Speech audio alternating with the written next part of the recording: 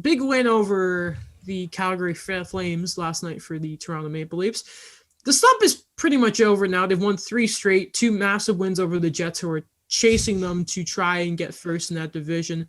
First, though, I want to go back to, I think it was the second game between Toronto and Winnipeg, when there was the blatant, like, you can call it cross-check, call it boarding, whatever you want.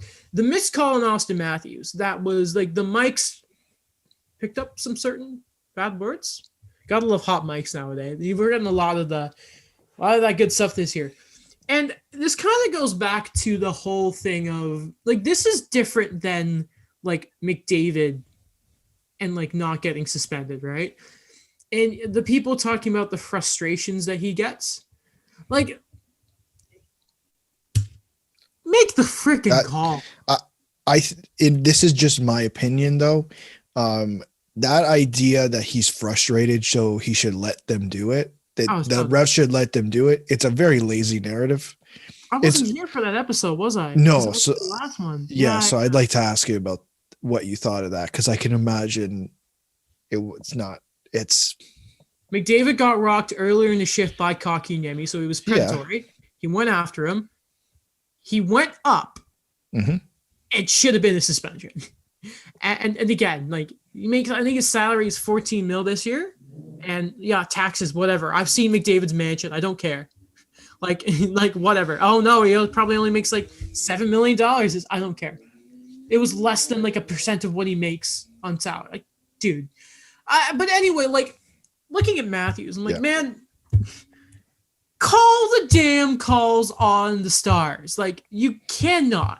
Like, if I was a Leafs fan, I would be worried if, like, anybody makes any sort of stupid on Austin Matthews, especially, like, if his shoulder is to the boards, right? Because everyone thinks back about, like, to the Cronwall hit. Oh, like, protect your stars. Just protect your stars. I don't care about Joe Smith in the NBA. No one cares about Joe Smith in the NBA. You think they're going to talk about Joe Smith on the deadline for the NBA? No. No one cares. But I think if we want them to be consistent, I agree with you. Like, make the call. Mm-hmm. But, like, I think if we want them to be consistent, it doesn't matter if it's Austin Matthews or if it's Frederick Gauthier. Like, you got to make the call. Mm-hmm. It's like, it's the rule book, right? Like, I get the point you're making, and a lot of people make that same argument as well. Just my thing is, if we want to be consistent and we want them to call the rule book, it doesn't matter who it is. It needs to be called. Like, at the end of the day, the solution is that play needed to be called. You can call me. I am a crying Leafs fan. I don't care. It should have been called. I just, Jeff Merrick on 31 Thoughts was talking once about, like, do you want it by the rule book? Because then, do you do that extra step icing call? And I felt like he was kind of missing the point. There's a difference between, putting a microscope on an offside call, which it seems like they've finally fixed that this season. I haven't seen too many bad offside. We still don't know what goaltender interference is, but I don't think we ever will. Will we ever? No. But it's like the blatant missed calls. Like, you call a high stick. There's just the common stuff, like common sense stuff that prevents injuries. Like Manny Malhotra, I'll always like think about like his injury to his eye, and the fact that he played again was a miracle, right? And and then you see the career he's had as a coach. It's fantastic stuff. Like, just make the calls, people. Make the calls. It's not difficult. But something else I want to talk about before we get to the specifics of the game is, I was looking at. I love looking at who's leading the league in points, because I love looking at how Ovechkin is doing goal scoring, because I'm becoming a fan of tracking him. His goals sounds kind of weird. 169 away from Wayne Gretzky, by the way, if anyone wants to know that. And I love seeing how far McDavid is ahead of somebody. But then I was looking, and I've noticed every time I've looked at the standings and the leaders in scoring, a guy who's always been in the top 5 all year without missing a step has been Mitch Marner. And I know it's because he makes $11 million that he doesn't quite. It's like he is playing at the standard of the contract, but I just think it's a bit of a crime that nobody is really. I feel like instead of the attention that a John Tavares gets for his lack of play and production, I feel like we could at least be giving some mention to Mitch Marner and the way he's. And I am saying this, and we can see all the Hab stuff behind me. Yeah. Where's the love for Mitch? Come on, people. I can, and you're right. Like, I think the $11 million does have something to do with it. I think let me start with this before I tell you why. Mm-hmm. He is a very good player. Do I think he's an $11 million player? Still, I do not, but that's a different story. But I think he deserves the respect. Like, maybe you're right. Maybe we don't talk about him enough. People don't talk about him enough, but he is a damn good player. Like, I don't think there's a game that goes by when we're watching together and Mitch Marner makes a play or even when he scores, sometimes like, wow, like I did not know that was going to happen. Like this was completely mind blowing to me. Mike doesn't even call him trash on those FaceTimes either, which is no, he's not. Yeah. Mitch Marner's not trash. But I think I think there is something bigger here than just the $11 million. I think that contract negotiation for the fans of this team, it hurt his reputation. No matter what happened, like he could win the heart, but everyone's going to remember that Mitch Marner took this team and tried to get the most money out of them. I don't necessarily agree with that idea. I just know there are fans who think, well, wait a second. This is the hometown guy who loved to play for this team, who wanted to play for this team. And he said, nope, I'm not going to be the guy who took less. Is it a 5 or 6 year deal? 6. It's the same. Yeah. It's the same year as Tavares. Would you turn down $66 million? Would I turn that? No. No, exactly. Like, I have hatred of that contract because it was the only thing talked about in hockey for so many months. Right. But he's just good. By the way, you mentioned he's not an $11 million player. You know who makes him an $11 million player? I hope Austin Paul Matthews. Marner is listening to this. Austin Matthews. Austin Matthews has made Mitch Marner a lot of money. Even John Tavares got him. Like,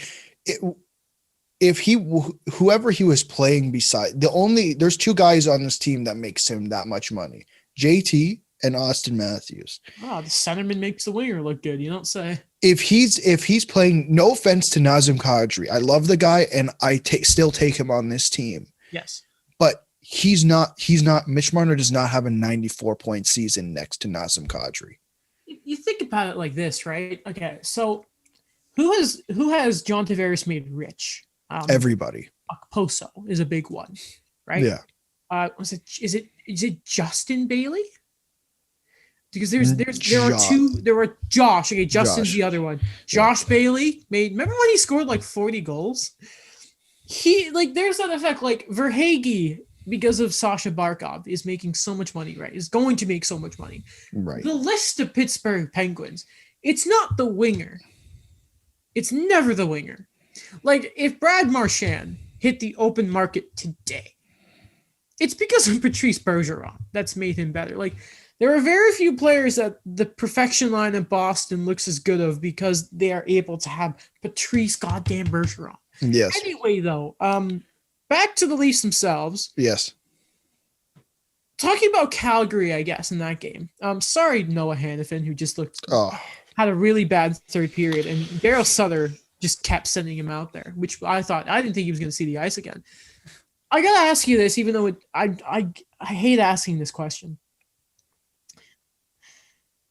God damn it. Alex Galchenyuk. He scored. He did it.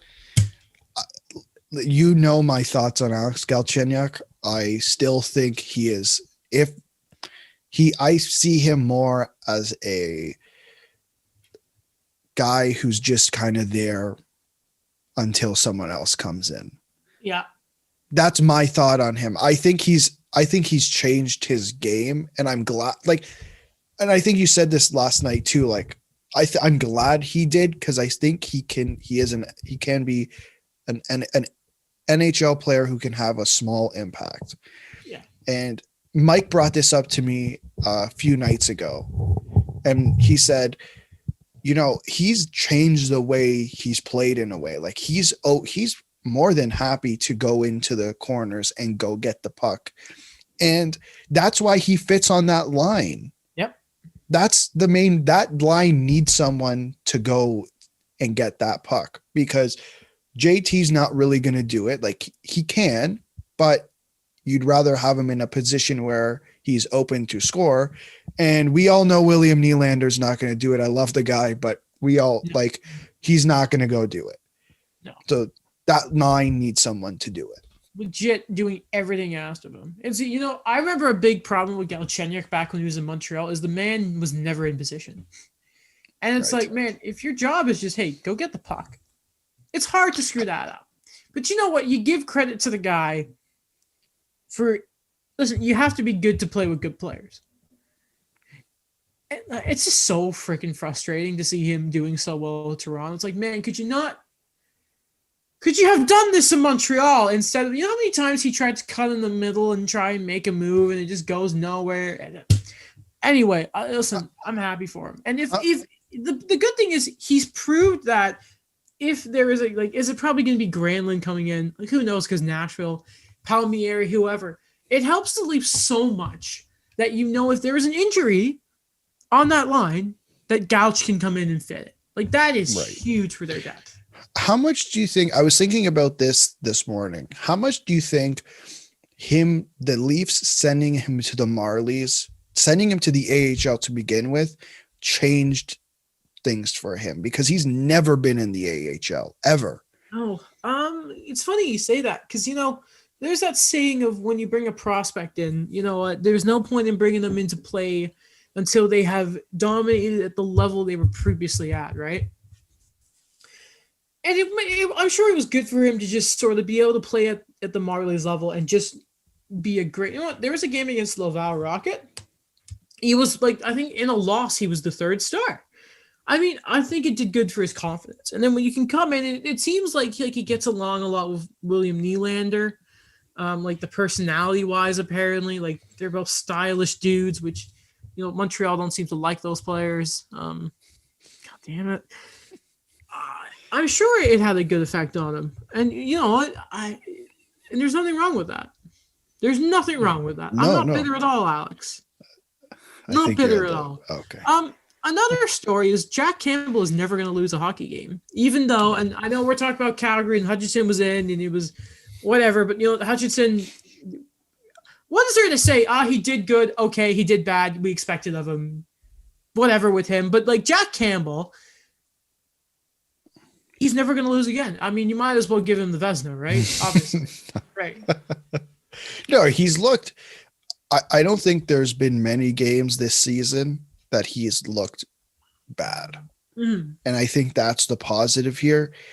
I don't know if he's going to play tonight. There were still questions about him playing tonight. So we actually might get to watch Vinny Vehviläinen play, which is a little scary, but I will deal with that in my own way. And have Michael Hutchinson back him up. That's scary, but that's fine. Just quickly went on Twitter to see if there's any sort of Leaf stuff, but apparently not. God damn it. CJ, what are you doing? You recorded 31 Thoughts last night with the guys. Get do your job. CJ Boston. Yeah. We can say that Leafs slump is very much over. And I guess another thing here is I want to ask you, over this stretch of games, what's impressed you the most about this Leafs team? Except Campbell and Galchenyuk, because we've talked about them. Yeah, no, I think the fact that they got out of this slump is impressive. But if I had to pinpoint a player, I think that the first line with Hyman, Matthews, Marner has looked a lot better. And maybe, listen, maybe the Leafs took the right approach and I was wrong. That Matthews does look a lot better the last few games than he has before. Mm-hmm. That's what's impressed me. And the fact that the D and we're almost 40 games in has looked really good. So I'm very happy about that. Mm-hmm. That probably helps that Marincin has not touched the ice. Probably.